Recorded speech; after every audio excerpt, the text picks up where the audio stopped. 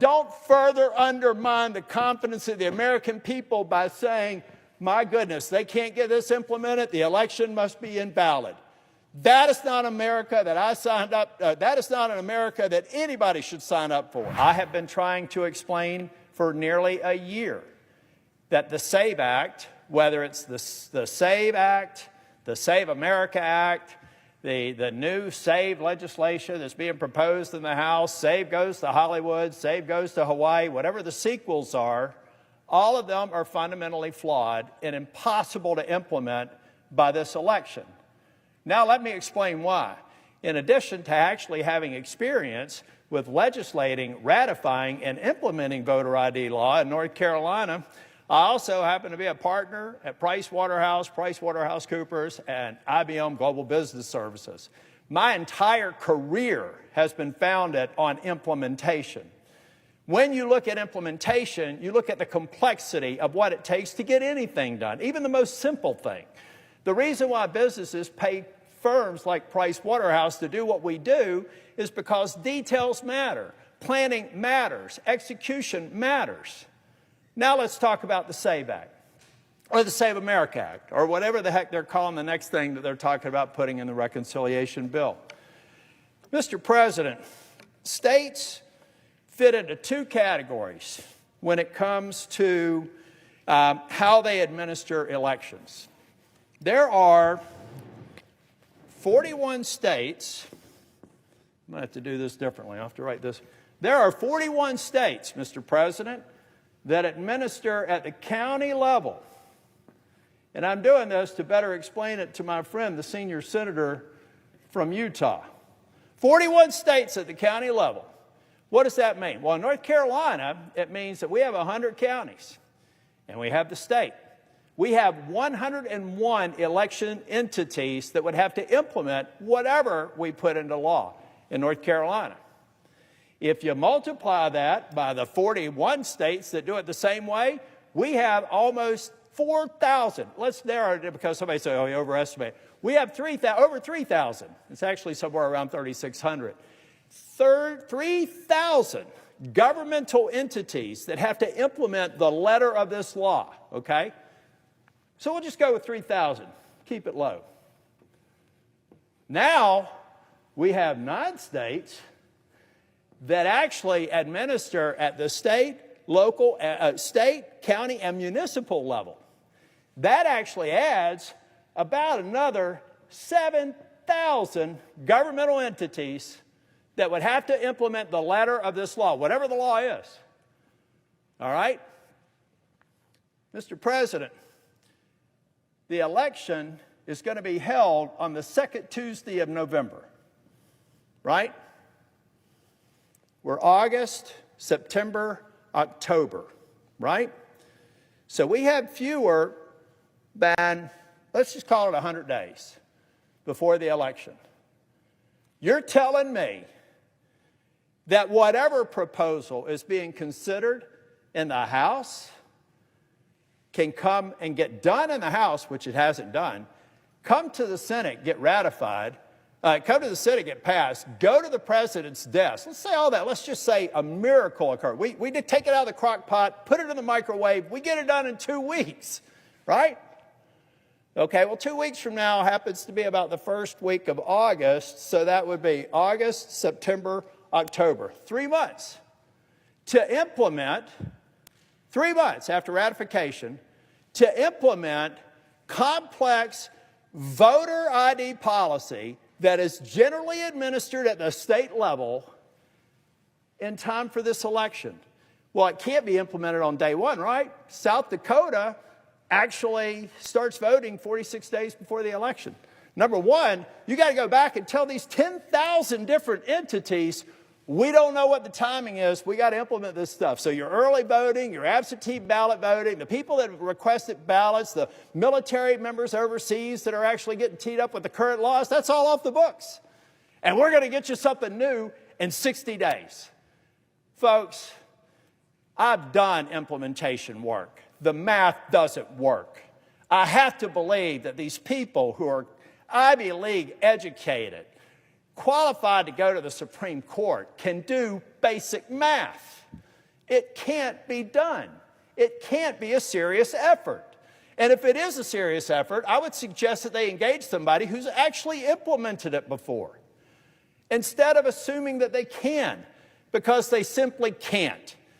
And so when I have somebody put a microphone up in my face and say, why are you against voter ID? I'd say, first, do your homework. I ratified it. I fulfilled a promise. We have solid elections in North Carolina. I'm against it because people are selling you a bill of goods. When I had this discussion with the senior senator from Utah, it was like, well, I understand that it doesn't work in practice, but it should work in theory. Well, I don't work. He didn't say that, but that's effectively how he responded to it. I don't work in a theoretical world. I grew up in a trailer park. I worked as a management consultant. I worked in a practical world.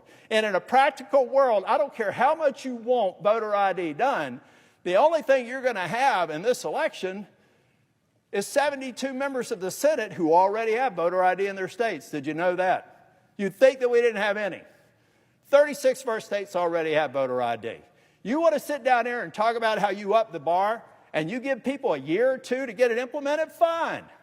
But don't fool the American people into thinking you can implement something of this complexity over 60 days.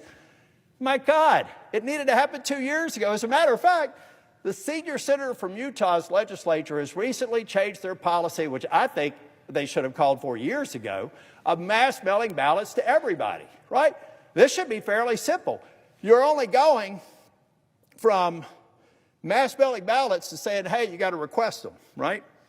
They decided to take 3 years to implement that. I would ask the senior senator from Utah, why don't they speed it up? Why don't we do it this year? If we can do something as expansive of all this that they've tried to do in the 3 different sequels to SAVE Act, you could certainly do that in Utah, can't you? Because the effect of this bill would be to eliminate it anyway. So get her done. Do it now. Or let's start being honest with the American people. We should figure out a way to get every state to get to voter ID. We should put in grants that say, if you hit this threshold, we will help you implement the implementation. And if you don't, we're going to spend that money to audit your elections. That's fine. That's good governance. And that's given the states the option to decide whether or not they want to up the ante and increase the integrity of their elections or expect an audit from the federal government if they don't. That is what I would be advising my client. This is what I'm advising my client right now, the President of the United States, like CEOs that I've advised before. Mr. President, these people are misleading you if they're telling you that this can be implemented by November. The only thing that will occur is an undermining of the election integrity, the integrity of our elections right now. So folks, from North Carolina, our state motto is esse quam vadere, to be rather than to seem. This seems like a legit proposal, but it isn't. And it hasn't been for the last year because you couldn't have gotten it done with 10,000 election entities if we'd passed it last July. So let's be honest with the American people. Let's focus on getting every state to have voter ID. Let's provide funding that lets the states opt into it and have a consequence if they don't in terms of audits. But let's stop the charade. Let's stop the distraction. Let's get the government funded. Let's use reconciliation if we need to, but let's not clog it up with another piece of policy airdropped by a member of this Senate or the White House that will undermine this bill. Undermine what we need to get done before the election. And so, Mr. President, the fact is, we're not going to have 10,000 people doing things radically by Election Day. What we're going to do, if we continue down this path, is to convince the American people that you can't count on your election results. And that is dangerous. That is irresponsible. If you see voting improprieties in your state, report them. There are tools right now to investigate them.